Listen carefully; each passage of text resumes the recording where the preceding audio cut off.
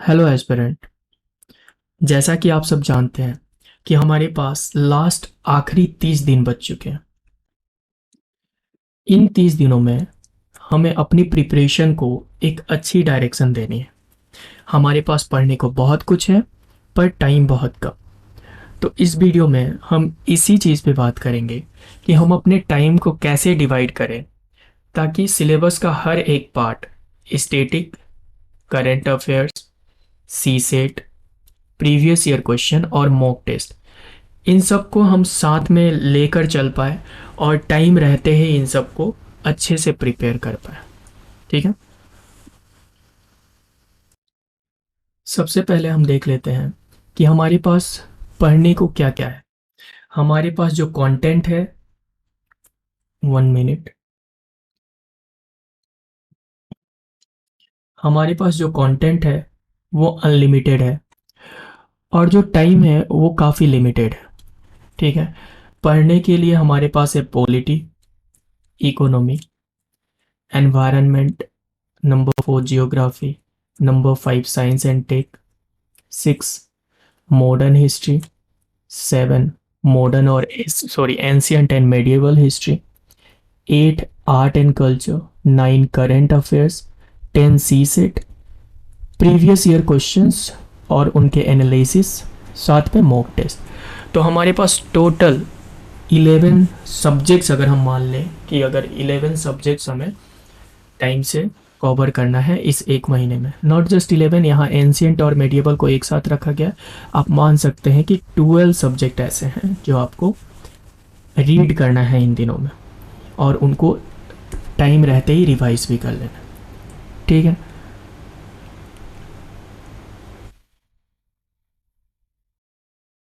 अब हम देख लेते हैं कि क्या जितने सब्जेक्ट्स हमने देखे या फिर जितने सब पार्ट्स हमने सिलेबस के देखे, क्या सारे इक्वली इम्पोर्टेंट है या फिर हमें कुछ ऐसे सब्जेक्ट हैं जिन पे ज़्यादा फोकस देना चाहिए, ज़्यादा टाइम अलॉट करना चाहिए उन्हें, और कुछ ऐसे भी सब्जेक्ट्स हैं जिनको हम बहुत ही कम टाइम और बहुत ही ऊपर ऊपर पढ़ के एग्ज़ाम देने जा सकते हैं और उसके बावजूद हम सिलेक्शन एग्ज़ाम में ले सकते हैं। ठीक है। तो ये है सब्जेक्ट वाइज डिवीज़न, जैसे जैसे क्वेश्चंस आए हैं 2012 का, 2013, 14, 15, 16, 17। आप ये चार्ट खुद देख लीजिएगा। मैं इसमें बता दूं कि यहाँ एक्चुअली में क्या बताया गया। हिस्ट्री जो है, हिस्ट्री में क्या क्या आता है, मॉडर्न हिस्ट्री हो गया आपका, एंशियंट हिस्ट्री हो गया, मेडिएवल हिस्ट्री हो गया और आर्ट एंड कल्चर हो गया। यहाँ से जितने क्वेश्चंस आए हैं वो यहाँ पे दिया गया है। 2012 में 20, 16, 19, 16, 16, 13, 22, 16, 19, 20, 11 और एवरेज क्या निकल रहा है, इन सब का एवरेज है 17 क्वेश्चन। यानी कि आप एज्यूम कर सकते हैं कि modern history, ancient history, medieval history और आर्ट एंड कल्चर से सबको मिला के एटलीस्ट 17 क्वेश्चन तो आते हैं। ठीक है। इन 17 क्वेश्चन के लिए आपको पढ़ने हैं 4 सब्जेक्ट, यानी कि इसको अगर 4 से डिवाइड कर दें हम तो पर सब्जेक्ट कितना लिख लेगा, पर सब्जेक्ट लिख लेगा 4 क्वेश्चन ईच सब्जेक्ट। उसमें भी आप देखोगे कि हर एक सब्जेक्ट से 4 क्वेश्चन नहीं आते। इन 17 में से 8 क्वेश्चन आपके हो जाते हैं मॉडर्न हिस्ट्री से और बाकी जो होते हैं वो होते हैं मेडिएवल वगैरह से। यानी कि मॉडर्न हिस्ट्री ज़्यादा इंपॉर्टेंट है as compared to medieval and others. Indian polity और गवर्नेंस से देखते हैं, यहाँ से 15 क्वेश्चन आते हैं, एक ही सब्जेक्ट से 15 क्वेश्चन। आपको पता है कि ये सब्जेक्ट कहाँ से प्रिपेयर करनी है, लक्ष्मीकांत से, है ना। उसके बाद Indian and world geography 12 question, कहाँ से प्रिपेयर करना होता है, या एनसीईआरटी कर सकते हो आप, एनसीईआरटी के साथ जीसी लियोंग कर सकते हैं। और अदर सोर्सेस भी हैं, जो लोग अदर सोर्सेस रिफर करते हैं वो अलग जगह से भी कर सकते हैं, बट एनसीईआरटी और GC Leong is more than enough. उसके बाद एनवायरनमेंट इकोलॉजी में 15 क्वेश्चन, कहाँ से आते हैं ये क्वेश्चन, ये क्वेश्चन आते हैं, कहाँ से प्रिपेयर करते हैं हम, एनवायरनमेंट है शंकर आईएएस की, उस बुक को ज़्यादातर लोग पढ़ते हैं, या फिर किसी कोचिंग का कंपाइलेशन हो आप वहाँ से प्रिपेयर कर सकते हो। जहाँ से भी पढ़ो आपको एनवायरनमेंट के बेसिक क्लियर करने होते हैं। इंडियन इकोनॉमी में 17 क्वेश्चन एक सब्जेक्ट और 17 क्वेश्चन, ठीक है। जनरल साइंस एंड टेक में 11 क्वेश्चन, करेंट अफेयर्स में 12। अब इस एनालिसिस से आपको पता चल गया होगा कि करेंट अफेयर्स में बस 12 क्वेश्चन आ रहे हैं, ठीक है। कभी ज़्यादा होते हैं कभी कम होते हैं, बट ओवरऑल 12 या फिर 15 क्वेश्चंस आते हैं।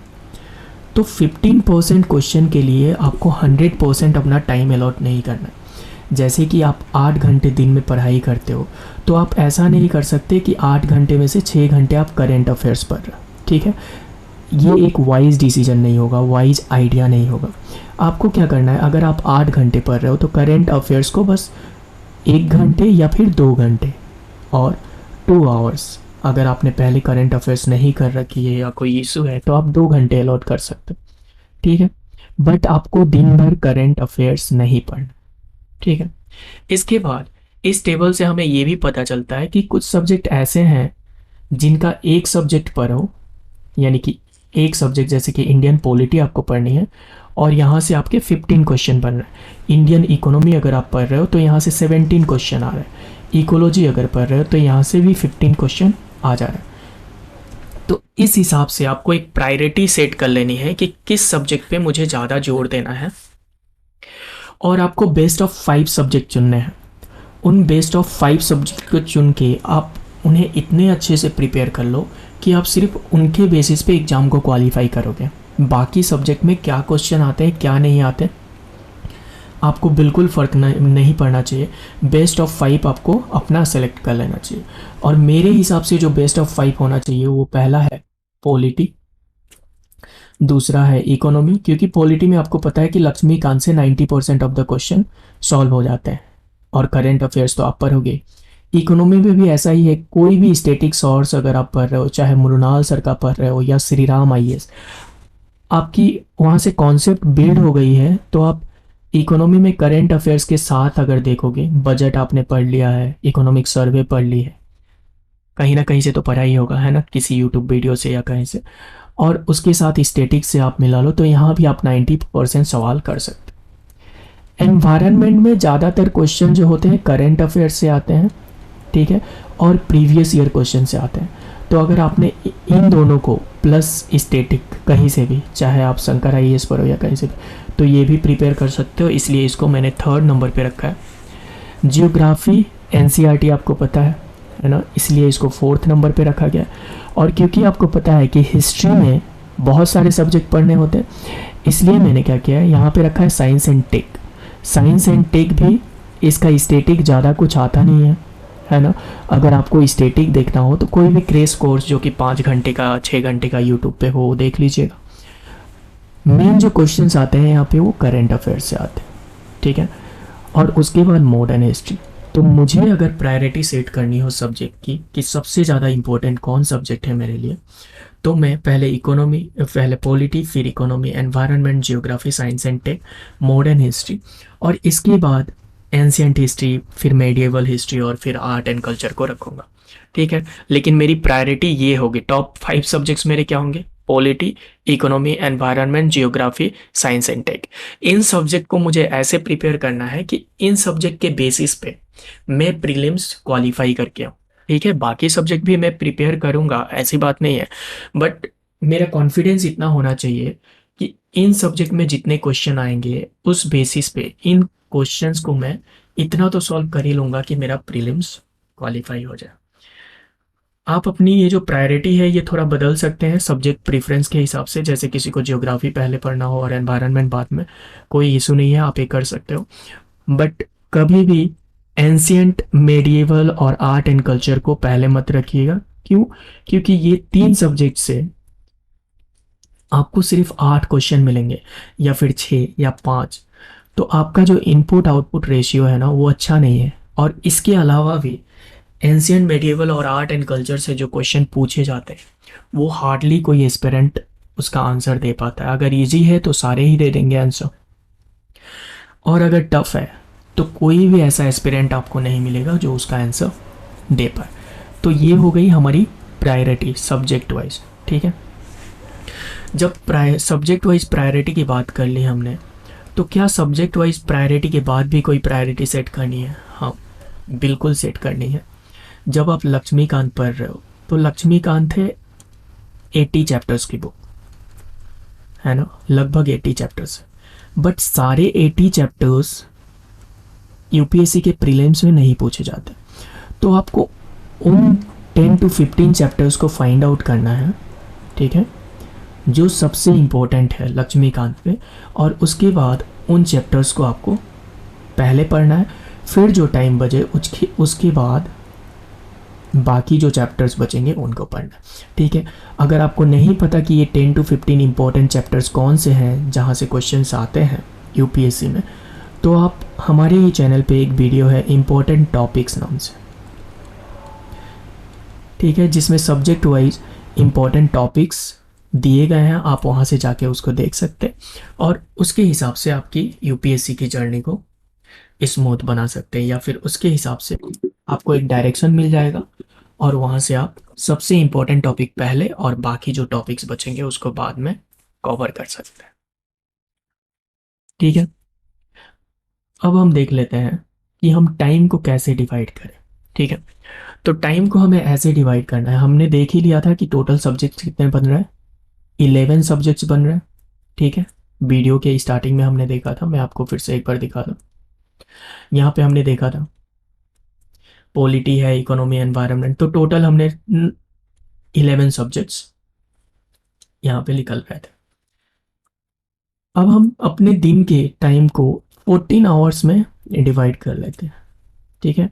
14 आवर्स, क्योंकि इन लास्ट के महीनों में हर एक स्टूडेंट, ठीक है, जो कि फुल फ्लेज तैयारी कर रहा है, यानी कि वो जॉब पे नहीं जाता, वो कोचिंग नहीं जा रहा, ठीक है, तो वो मिनिमम 14 आवर्स तो पढ़ ही रहा होगा, ठीक है, क्योंकि एग्ज़ाम टाइम है। वैसे यूजुअली लोग 8 to 10 आवर्स पढ़ते हैं, बट एग्ज़ाम के टाइम हर एक एस्पिरेंट लगभग 14 आवर्स पढ़ता है। अगर आप जॉब जा रहे हो या फिर कोचिंग जा रहे हो अभी भी, तो आप इतना टाइम मैनेज नहीं कर पाओगे, तो आपको अपना मन डाउन करने की ज़रूरत नहीं, क्योंकि बहुत सारे ऐसे भी लोग हैं जो जॉब करते करते ही 3-4 घंटे की पढ़ाई से भी यूपीएससी प्रीलिम्स क्वालिफाई करते हैं। पर वो बंदा जो सिर्फ यूपीएससी की तैयारी कर रहा है, उसको मेरा सजेशन ये रहेगा कि वो अपने टाइम को 14 आवर्स में डिवाइड करे, और फर्स्ट 11 आवर्स में क्या करे वो, जैसे हमने सब्जेक्ट्स को डिवाइड किया था, हर एक सब्जेक्ट को 1 आवर पढ़े।